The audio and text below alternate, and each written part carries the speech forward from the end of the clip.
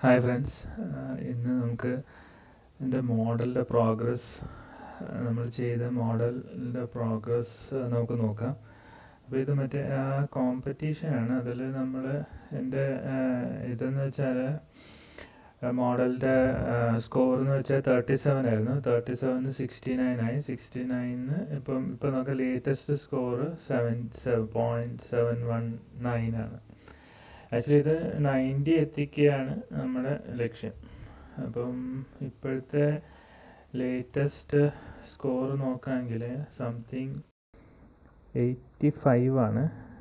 അപ്പോൾ ഇതിനെ ക്രാക്ക് ചെയ്യുകയാണ് കോമ്പറ്റീഷൻ്റെ ലക്ഷ്യം. അപ്പം നമുക്ക് എങ്ങനെ സബ്മിറ്റ് ചെയ്യുന്നതെന്ന് കാണിക്കും. സബ്മിറ്റ് ചെയ്യാൻ കുറച്ച് ടൈം എടുക്കും. അപ്പം അത് എക്സ്പ്ലെയിൻ ചെയ്യാം. ഇത് എന്തൊക്കെ ചേഞ്ചസ് ആണ് ചെയ്തത്, എങ്ങനെയാണ് സബ്മിറ്റ് ചെയ്തത്. കോമ്പറ്റീഷൻ ആക്ച്വലി ഇതൊരു ലൈവ് കോമ്പറ്റീഷനാണ്. എനിക്കറിയത്തില്ല നമ്മൾ വീഡിയോ ചെയ്ത് കഴിഞ്ഞാൽ ഡിസ്ക്വാളിഫൈ ചെയ്യുമോ അറിയത്തില്ല. ഞാനത് ചോദിച്ചിട്ടുണ്ട്.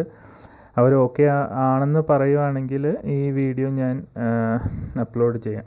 അപ്പോൾ ഇതിനകത്ത് എങ്ങനെയാണെന്ന് വെച്ചാൽ ഇവിടെ സബ്മിറ്റ് കൊടുക്കുക. സബ്മിറ്റ് കൊടുക്കുമ്പോൾ ഇങ്ങനെ വേർഷൻ 2 സബ്മിറ്റ് കൊടുക്കുക. അപ്പോൾ ഇതെന്ത് സംഭവിച്ചാൽ ഈ നോട്ട്ബുക്കിലെ പൈത്തൺ സ്ക്രിപ്റ്റ് എല്ലാം ഇതെല്ലാം റൺ ചെയ്തിട്ട് ഇതിൻ്റെ ഔട്ട്പുട്ട് അവരൊരു ടെസ്റ്റ് സ്ക്രിപ്റ്റ്സ് വെച്ച് ചെക്ക് ചെയ്യും.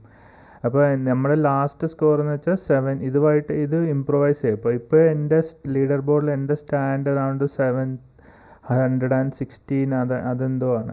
അപ്പോൾ നോക്കാം നമുക്ക് ഇത് കുറച്ച് ടൈം എടുക്കും. അപ്പം കഴിഞ്ഞ ആഴ്ചയിൽ നിന്ന് ഞാൻ എന്തൊക്കെയാണ് ചേഞ്ചസ് എന്ന് വെച്ചാൽ നമ്മുടെ ടെക്സ്റ്റ് ഇത് മിനിമൈസ് ചെയ്യാം.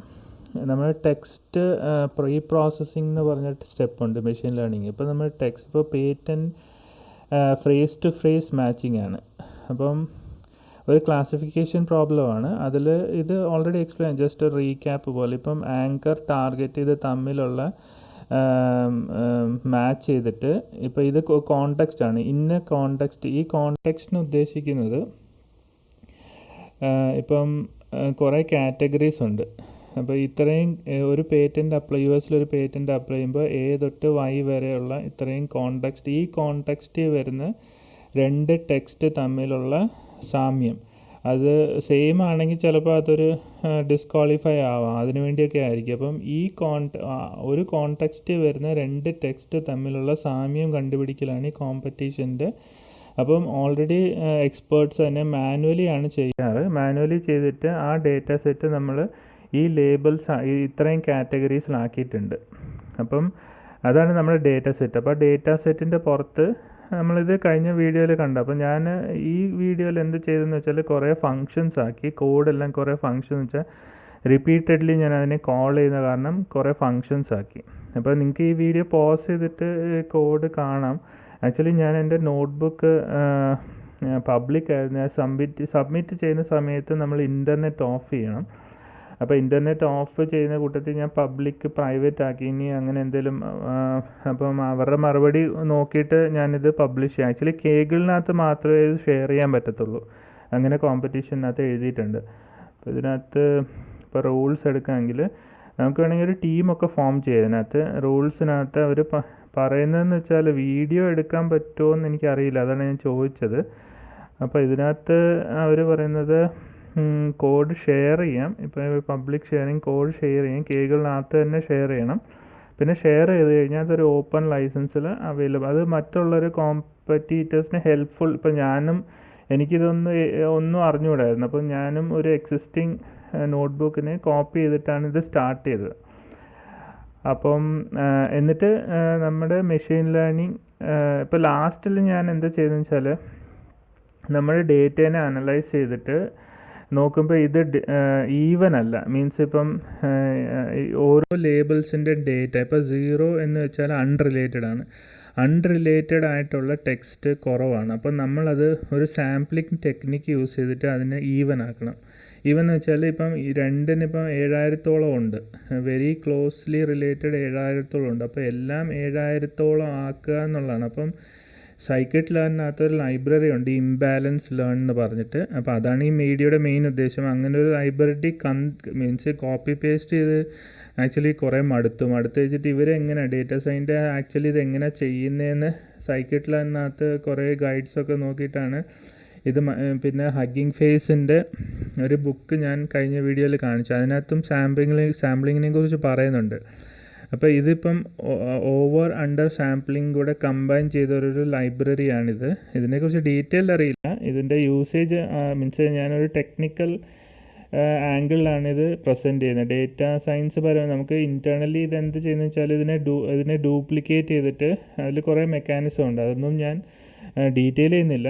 ബേസിക്കലി ഇതെന്ത് ചെയ്യുന്നത് വെച്ചാൽ ഈ ടെക്സ്റ്റിനകത്തിലെ ഈ ഡിസ്ട്രിബ്യൂഷനെ ഈവനാക്കി. ഇത് കണ്ടു, ഞാൻ ആ ബാലൻസ് ടേബിൾ ഇപ്പോൾ ട്രെയിൻ ടെസ്റ്റ് വാലിഡേഷൻ ഡേറ്റ സെറ്റ്സിനെ ഞാൻ ആ ടെക്നിക്ക് യൂസ് ചെയ്തിട്ട് ബാലൻസ് ചെയ്തു. ഇനി ഇത് ജസ്റ്റ് ഇത് വെച്ചിട്ട് ഇംപ്രൊവൈസ് ആവുമെന്നറിയാനാണ്. ഇപ്പോൾ രണ്ടാമത് ചെയ്തതെന്ന് വെച്ചാൽ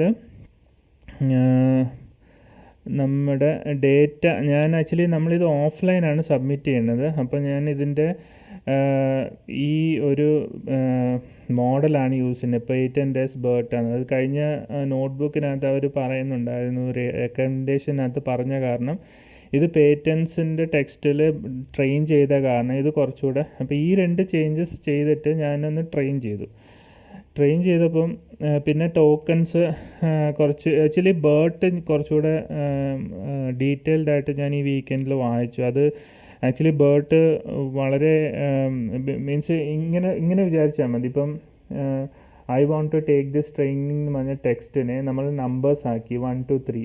എന്നിട്ട് ഇപ്പം I want to take this training, അപ്പോൾ ഓരോ ടെക്സ്റ്റിനും ഓരോ നമ്പേഴ്സ് ഉണ്ട്. അപ്പോൾ ആ നമ്പേഴ്സിനെ പ്രെഡിക്റ്റ് വെച്ചിട്ട് ഒരു മാത്സ് അൽഗോരിതമാണ് ഈ ടോക്കണൈസിങ് ചെയ്യുന്നത്. എന്നിട്ട് ആ നമ്പേഴ്സിനെ വെച്ചിട്ട് മോഡൽസ് വെച്ചിട്ട് നമ്മൾ AI ന്യൂറൽ നെറ്റ്വർക്ക്സ് വെച്ചിട്ട് പ്രഡിക്ഷൻ ചെയ്യുകയാണ് ചെയ്യുന്നത്. എന്നിട്ട് ഈ നമ്പേഴ്സിനെ തിരിച്ച് ടെക്സ്റ്റ് ആക്കണം. അപ്പോൾ അത് BERT എന്ന് പറഞ്ഞ മോഡലിൻ്റെ ഒരു പ്രത്യേകത വെച്ചാൽ അത് കുറച്ച് അഡ്വാൻസ്ഡ് ആണ്.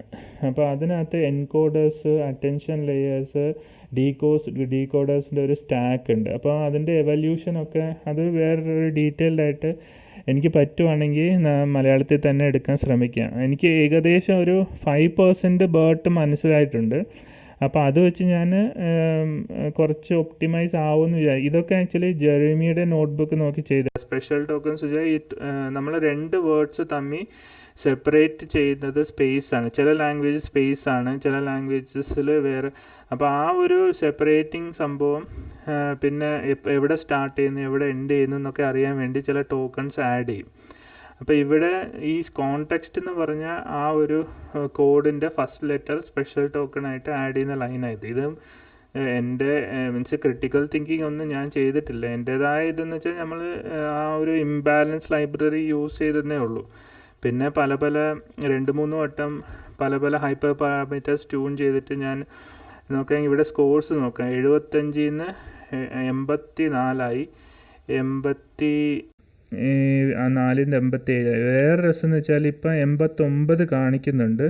പക്ഷെ ഞാൻ സബ്മിറ്റ് ചെയ്യുമ്പോൾ നമുക്ക് മുമ്പേ കണ്ടില്ല 71 എന്നാണ് കാണിക്കുന്നത്. എന്താണെന്ന് നോക്കണം. ഞാൻ ചിലപ്പം പൈത്തൺ ആയതുകൊണ്ട് എവിടെയെങ്കിലും വെച്ചിട്ട് ഒരു വേരിയബിൾ വല്ലതും അങ്ങോട്ടും ഇങ്ങോട്ടും മാറിപ്പോയിട്ടുണ്ടാവും.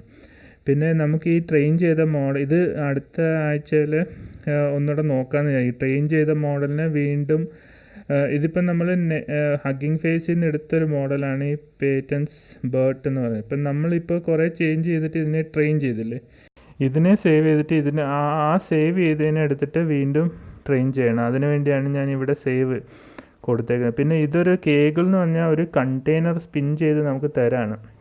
വേറൊരു രസം എന്ന് കേൾക്കുമ്പോൾ എൻ്റെ ഈ ഒരു ഇതിനകത്ത് ഞാൻ ഇതിനകത്ത് ആക്ച്വലി ഏതാണ്ട് 12 വേർഷൻ ആഡ് ചെയ്തിട്ട് ഞാൻ ചെയ്തുകൊണ്ടിരിക്കുന്ന സമയത്ത് പെട്ടെന്ന് എന്തോ സംഭവിച്ചു. അപ്പോൾ ആ സെഷൻ തന്നെ അങ്ങ് അപ്പാവുന്നില്ല. ഇപ്പോൾ ഇത് കണ്ടെങ്കിൽ ഈ എറർ ഉണ്ട്. അപ്പം ഇത് ആ നോട്ട്ബുക്ക് പിന്നെ എനിക്ക് ഒന്നും ചെയ്യാൻ പറ്റുന്നില്ല. ഇങ്ങനെ ചില എറേഴ്സ് ഉണ്ട്.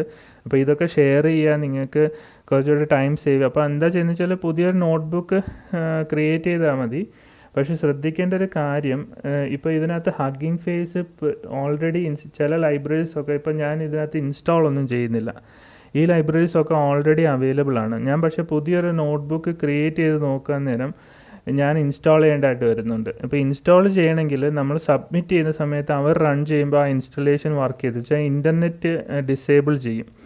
അപ്പോൾ അതിനെന്ത് ചെയ്യണമെന്ന് വെച്ചാൽ ഇവർ ക്രിയേറ്റ് ചെയ്ത നോട്ട്ബുക്കിൻ്റെ എൻവയറമെൻറ്റ് അത് അവരെങ്ങനെയാണ് ചെയ്യുന്നതെന്ന് എനിക്കറിയത്തില്ല. ഇവിടെ പ്രിഫറൻസിനകത്ത് ഇവർ ഡോക്കർ ഫയൽ കൊടുക്കുന്നുണ്ട്. ഇവിടെ നോക്കുകയാണെങ്കിൽ ഇത് മാർച്ച് 18 നമ്മൾ ക്രിയേറ്റ് ചെയ്യുന്ന സമയത്ത് April 24 എന്നൊക്കെയാണ് വരുന്നത്. അതിനകത്ത് ഈ ഹഗ്ഗിങ് ഫേസിൻ്റെ ലൈബ്രറീസ് ഒന്നും ഇല്ല. അപ്പോൾ ഈ ഒരു ടെംപ്ലേറ്റ് വെച്ചിട്ടാണ് ഇപ്പോൾ ഇത് നോക്കുകയാണെങ്കിൽ added Hugging Face data sets നോക്കുകയാണ് കിടക്കുന്നത്. പക്ഷേ ഞാൻ പുതിയ ക്രിയേറ്റ് ചെയ്യുമ്പം ഹഗ്ഗിങ് ഫേസിൻ്റെ ഡേറ്റ സെറ്റ്സ് എന്ന് പറഞ്ഞ സംഭവം ഇല്ലെന്നാണ് കാണിക്കുന്നത്. അപ്പം അത് ശ്രദ്ധിക്കേണ്ട കാര്യം എന്ന് വെച്ചാൽ ഓൾറെഡി ക്രിയേറ്റ് ചെയ്തൊരു നോട്ട്ബുക്കിൻ്റെ കോപ്പി എടുത്താലും മതി. അപ്പോൾ അങ്ങനെ ഞാൻ ആ ഇഷ്യൂ സോൾവ് ചെയ്തു. എന്തുകൊണ്ടാണ് ലേറ്റസ്റ്റിനകത്ത് വരാത്തതെന്ന് അത് വേറെ ഇഷ്യൂ. അത് നമ്മൾ കോമ്പറ്റീഷനുമായിട്ട് ബന്ധമില്ലാത്ത കാരണം അത് ഞാൻ പറയുന്നില്ല. അപ്പം ഇനി വരുന്നത് കൺഫ്യൂഷൻ മെട്രിക്സ് എന്ന് പറഞ്ഞൊരു നമ്മളിപ്പോൾ ട്രെയിൻ ചെയ്തു, കുറേ കോഡൊക്കെ നോക്കി. പലതും നമുക്ക് ആദ്യമൊന്നും മനസ്സിലാവില്ല, പക്ഷേ കുറച്ച് എക്സ്പ്ലോർ ചെയ്യുമ്പം ഇവിടെ ഞാൻ പ്രഡിക്ഷൻ്റെ കോഡൊക്കെ ഇട്ടിട്ടുണ്ട്. ഇത് കുറച്ച് മെനക്കെട്ട് മീൻസ് മിക്ക നോട്ട്ബുക്കിനകത്തും എങ്ങനെയാണ് പ്രഡിക്റ്റ് ചെയ്യേണ്ടത്, എങ്ങനെയാണ് സബ്മിറ്റ് ചെയ്യേണ്ടതെന്ന് ബിറ്റ്സ് ആൻഡ് പീസസ് ആയിട്ടേ ഉണ്ടാവുള്ളൂ. മാത്രമല്ല ഓരോ മോഡലിനും വ്യത്യാസമുണ്ട്.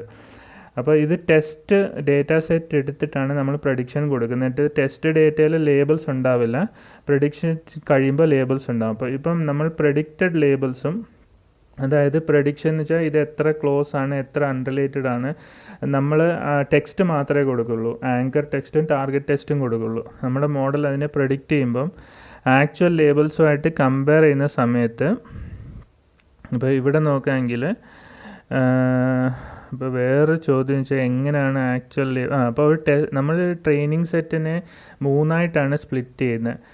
Validation set, train set, test set.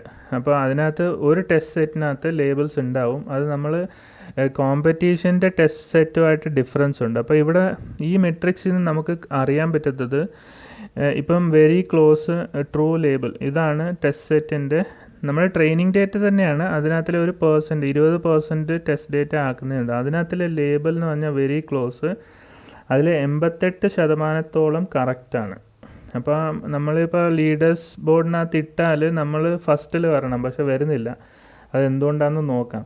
അടുത്ത ലേബൽ ആക്ച്വലി 64 മാത്രമേ ക്ലോസും, ബാക്കി ഈ ക്ലോസ് സിനോണിമും അതിനെ ആക്ച്വലി അത് ക്ലോസ് സിനോണിമിനെ സിനോണിമായിട്ടാണ് ലേബിൾ ചെയ്യുന്നത്. അതുകൊണ്ടാണ് ഇവിടെ കണ്ടത് നീല നിറം കുറച്ച്.